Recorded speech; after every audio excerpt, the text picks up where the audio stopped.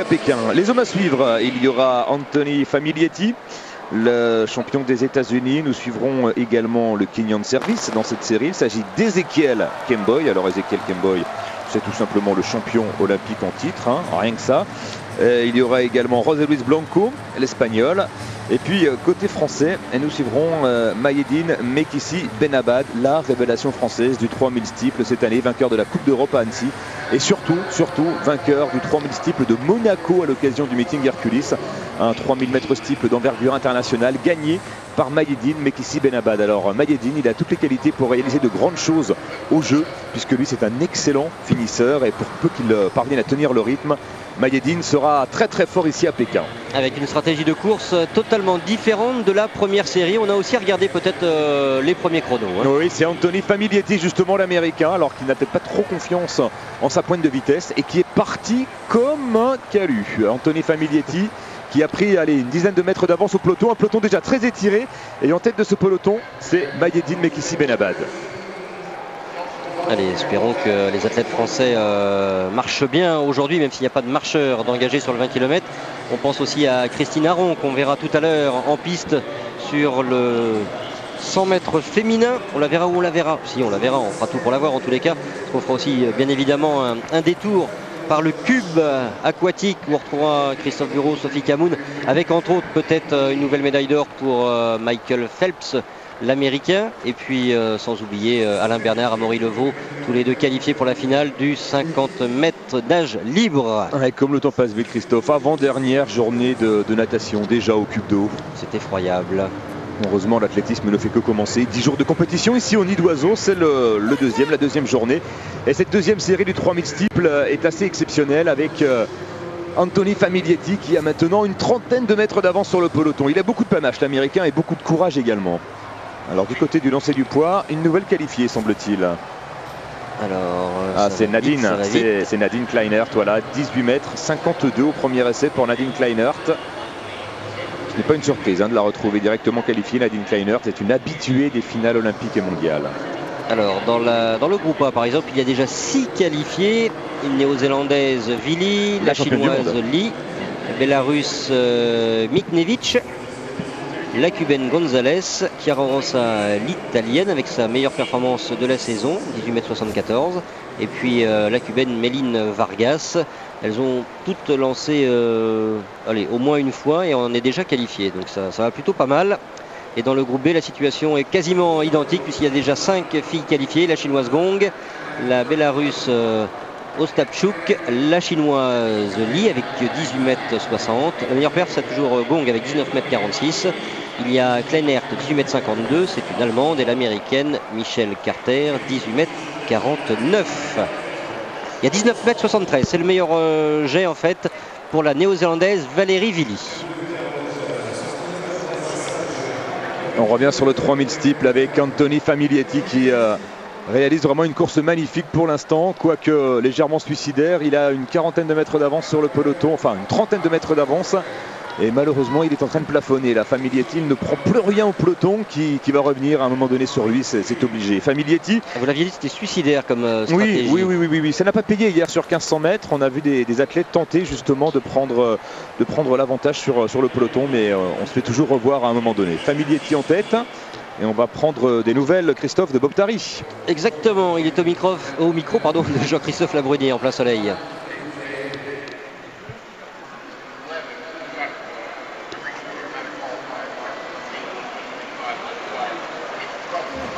Un petit peu ce que j'étais capable de faire, je suis satisfait.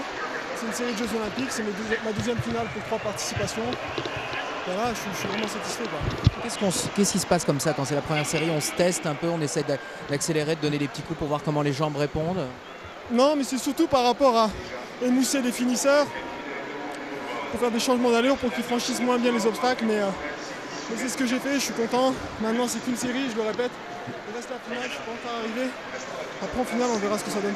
Par rapport aux conditions météorologiques et quand même cette chaleur assez importante pour une heure matinale, ça vous a pas gêné? Non, en plus, il y avait la moitié du stade qui était à l'ombre, donc non. Puis, vous savez, les conditions, c'est pour tout le monde pareil. Donc moi, je m'étais adapté, je m'étais entraîné pour ça. Donc je m'adapte, quoi, il n'y a pas de souci. Merci beaucoup.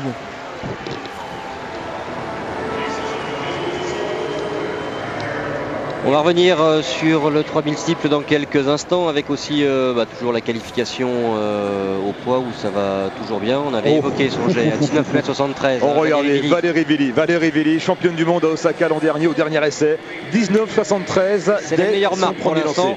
On revient aussi sur ce 3000 steeple où le Français est toujours en 3e position. Oui, dans le peloton. Dans le peloton, c'est toujours Anthony Famiglietti qui est en tête. Il commence à perdre un petit peu de son avance, l'Américain, mais moi j'admire cette tactique. Famiglietti avec un record à 8 minutes 17, il sait qu'il a très peu de chances de se classer parmi les 4 premiers s'il effectue une course classique en peloton.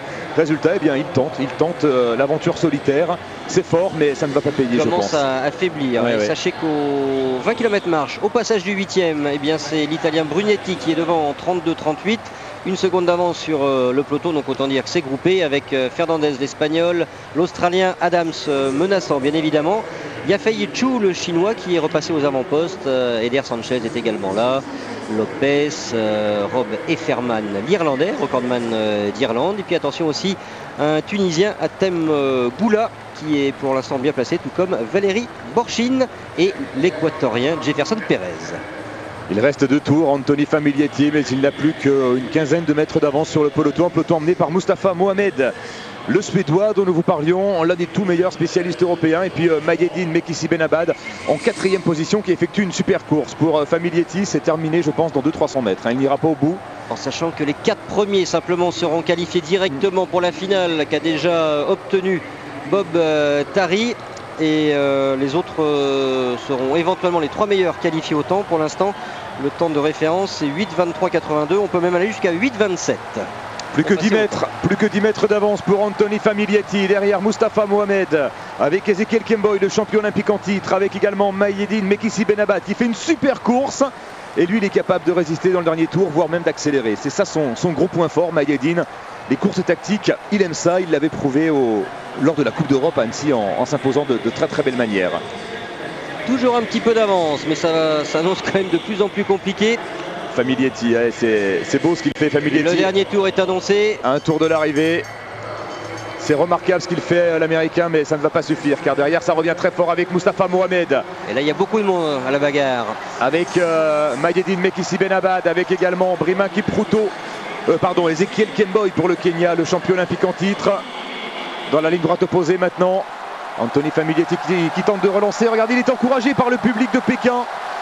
Le public du nid d'oiseau, et il parvient à accélérer encore, Anthony Famiglietti. Mayedine est en difficulté. Mayedine, non. Allez, non, c'est bon.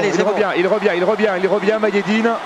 Il y a eu un mauvais passage et dans le virage, il est en train d'accélérer. Le dernier passage de la rivière avec Famiglietti. S'il va chercher une qualification au temps, Famiglietti, ce sera vraiment mérité pour l'Américain qui a effectué une superbe course. Mais le finish annonce compliqué. C'est toujours Famiglietti qui est en tête avec Mayedine Mekissi Benabad.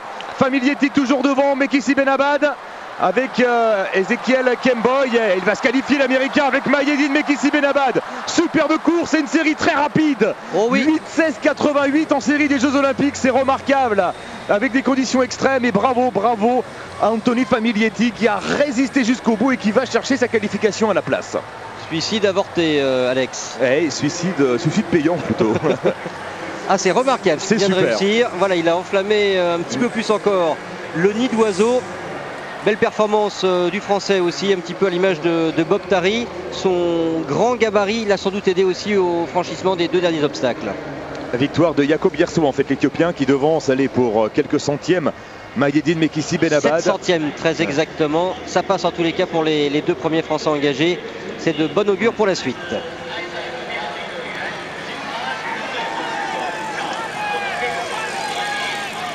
Le 20 km marche